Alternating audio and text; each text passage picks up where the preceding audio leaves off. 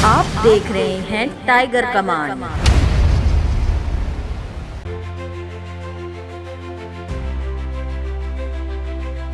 दिल्ली के द्वारका निवासी राहुल राठौर और उनकी पत्नी ने ग्रेटर कैलाश स्थित SCIIVF अस्पताल पर गंभीर लापरवाही के आरोप लगाए हैं। दंपति का दावा है कि IVF प्रक्रिया से जन्मे बच्चों का DNA उनसे मेल नहीं खाता, जिसके बाद वे पिछले 5 महीनों से अपने जैविक बच्चों की तलाश और न्याय की मांग कर रहे हैं। परिवार का आरोप है कि अस्पताल प्रशासन ने उनकी शिकायत को गंभीरता से नहीं लिया और मामले को दबाने की कोशिश की गई। राहुल राठौर के अनुसार FIR दर्ज कराने के लिए भी उन्हें काफी संघर्ष करना पड़ा और आखिरकार कोर्ट के हस्तक्षेप के बाद मामले में कार्रवाई शुरू हुई। पीड़ित परिवार ने मामले की उच्च स्तरीय और निष्पक्ष जांच की मांग की है। उनका कहना है कि उन्हें अब तक यह नहीं पता चल पाया है कि बच्चों की कथित अदला बदली IVF प्रक्रिया के दौरान हुई या बाद में डिलीवरी के समय।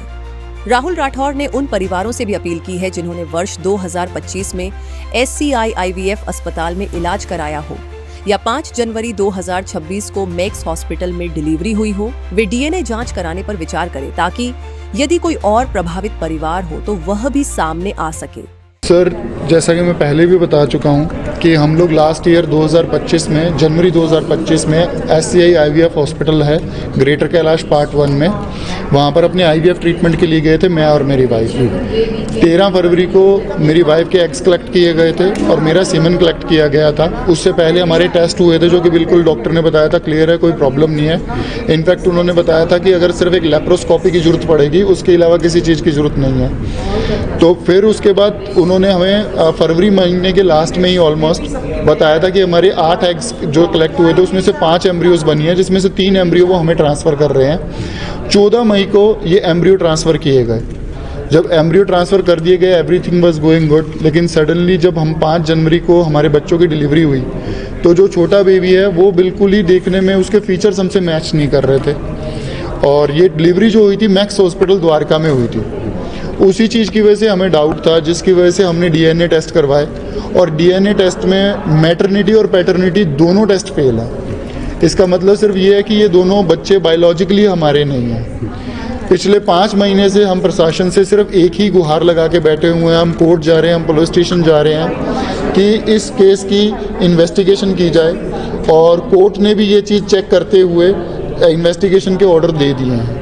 आप क्या मांग कर रहे हैं, क्या चाहते हैं आप और क्या आपको डाउट है? सर, सबसे पहले तो मैं एक पब्लिक अपील करना चाहता हूं, क्योंकि जिस तरीके से कोर्ट प्रोसीडिंग्स चल रही है, पूरे 5 महीने लग गए हैं इन्वेस्टिगेशन स्टार्ट होने में, जिसमें मैं किसी को ब्लेम नहीं करना चाहूँगा। शायद हो सकता है कि हमारा तंत्र ही ऐसे काम करता है। तो मेरी सिर्फ एक पब्लिक अपील है कि अगर किसी भी भाई बहन ने अगर पिछले साल 2025 में SCIIVF hospital greater Kailash part 1 से अगर अपना IVF ट्रीटमेंट करवाया है तो वो प्लीज़ अपने बच्चों के साथ अपनी DNA टेस्ट करवाए, क्योंकि हो सकता है ये जो 2 मासूम बच्चे मेरी गोद में हैं वो आपके हों और जो बच्चों को आप अपना समझ के खिला रहे हैं वो हमारे हैं।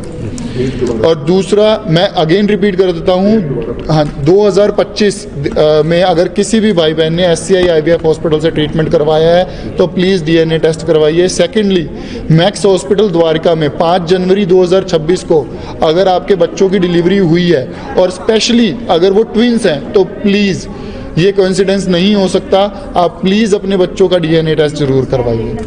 आप मांग क्या करते हैं? मेरी मांग सिर्फ इन्वेस्टिगेशन की है कि इम्पार्शियल इन्वेस्टिगेशन हो, क्योंकि जहां तक अभी तक लग रहा है इसके इन्वेस्टिगेशन ही इकलौता तरीका है जिससे इससे पर्दा उठ पाएगा कि हमारे बच्चों के साथ हुआ क्या है और इनके पेरेंट्स कौन है जो बच्चे मेरे पास हैं। सर, उनका रवैया बिल्कुल डिफरेंट है। पहले जब तक ये मैटर पुलिस में नहीं गया था तब तक वो मेरे से बात भी कर रहे थे, नॉर्मली हमें अपोलोजाइज भी किया उन्होंने काफ़ी बार। इनफैक्ट उनकी अपोलोजाइज करने की मेरे पास रिकॉर्डिंग भी है। और उसके बाद जैसे ही मैटर को पुलिस स्टेशन में गया, वो एक नई स्टोरी के साथ सामने आया कि हम लोगों ने डोनर लिया है, और डोनर भी सिर्फ एग डोनर नहीं, एग और स्पर्म दोनों ही डोनर। अगर किसी कपल में दोनों में अगर प्रॉब्लम है तो वो बच्चा अडॉप्ट भले कर ले, वो IVF नहीं करवाएगा, जबकि हमारी सारी रिपोर्ट्स नॉर्मल है, सब कुछ नॉर्मल है। फिर जैसे जैसे मामला ये कोर्ट में आगे बढ़ा है, इनफैक्ट अभी जो ऑर्डर आया है उसमें क्लियरली कुछ एविडेंसेस हमने रखे, उन्होंने भी अपना पेपर वर्क सबमिट करवाया इस कोर्ट में कि हमने डोनर लिया है। कोर्ट ने खुद फाइंड आउट किया है कि जो उन्होंने डॉक्यूमेंट सबमिट करवाए हैं उसमें इरेगुलरिटीज़ है। तो अगर इरेगुलरिटीज़ है वो तभी फाइंड आउट हो रही है जब स्टोरी उनकी झूठी है। लेकिन स्टिल मैं कहूँगा कि मैं अभी भी चाह रहा हूँ कि इस केस की उच्च स्तरीय जांच की जाए, क्योंकि जब तक जांच नहीं होगी पता नहीं चलेगा सर क्या चीज़ चल रही है। सर ये इन्वेस्टिगेशन से पहले नहीं बोला जा सकता, लेकिन हाँ जो इशारा कर रहा है वो यही चल रहा है, क्योंकि हमारी 5 एम्ब्रियो बनी थी और हमारी अभी भी 2 एम्ब्रियो SCI हॉस्पिटल के पास ही है, जिसको वो देने से या उसके बारे में इंफॉर्मेशन देने से मना कर रहे हैं। ये वर्ड इतने सुने ही नहीं थे, इतना सोचा ही नहीं था कि इस टाइप से भी किसी की लाइफ में कुछ हो जाता है। मूवीज़ देखते थे तो लगता था ऐसा थोड़ी ना होता है, ये मूवीज़ में क्या दिखाते हैं, लेकिन आज जब वो हमारे साथ हो रहा है तो हमें लग रहा है कि कुछ ना कुछ तो रियलिटी होती है जो दिखाया जाता है। हम बस यही रिक्वेस्ट कर रहे हैं आप लोगों से, हाथ जोड़ के विनती है, कोर्ट के ऑर्डर आ चुके हैं इन्वेस्टिगेशन के, बस हम ये चाहते हैं कि जितनी जल्दी इसकी इन्वेस्टिगेशन हो उतनी जल्दी हम हमारे बच्चों के पास पहुंचेंगे, और ये जो 2 मासूम बच्चे हमारे पास हैं ये अपने जेनेटिक पेरेंट्स के पास पहुंचे। शायद हमारी ही तरह कोई और कपल हैं जो जिन्हें पता ही नहीं है कि ये बच्चे उनके पास है उनके नहीं हैं, और उन्हें पता ही नहीं है कि उनके बच्चे हमारे पास हैं। तो बस यही रिक्वेस्ट है कि प्लीज़ आप सब हमारा साथ दीजिए।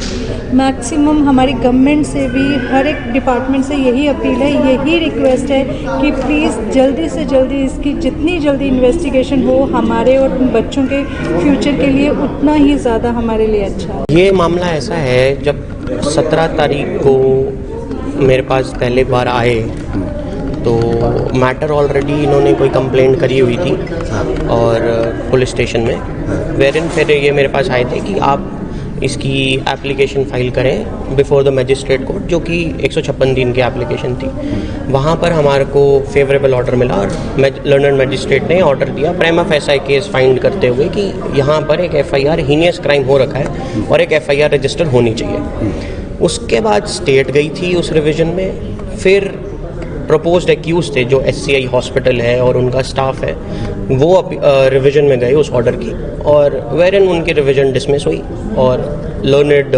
ASJ कोर्ट ने फाइंड किया कि एक प्रेमा फेसाई केस इज मेड आउट और इसमें registration of FIR is correct order and investigation shall be done, और investigation should be time bound manner में होनी चाहिए थी, और इन्वेस्टिगेशन एक थॉरो इन्वेस्टिगेशन होनी चाहिए। तो ये ऐसा एक ऑर्डर अभी हाल फिलहाल हमारे पास प्राप्त हुआ है, और पुलिस को क्लियर डायरेक्शंस हैं कि इनका एम्ब्रियो बैंक, जितने भी कंसेंट फॉर्म्स हैं, लैब लॉग्स हैं, सारे सीज करे जाए ताकि इसमें एक प्रॉपर इन्वेस्टिगेशन हो सके और एविडेंस टैम्परिंग ना हो सके। तो क्योंकि आज भी जितने भी एविडेंसेस हैं ये आज भी SCI हॉस्पिटल की कस्टडी में है, तो इस वजह से एक क्लियर कट इन्वेस्टिगेशन के ऑर्डर्स हैं जो honourable court was please to pass in favour of the complainants.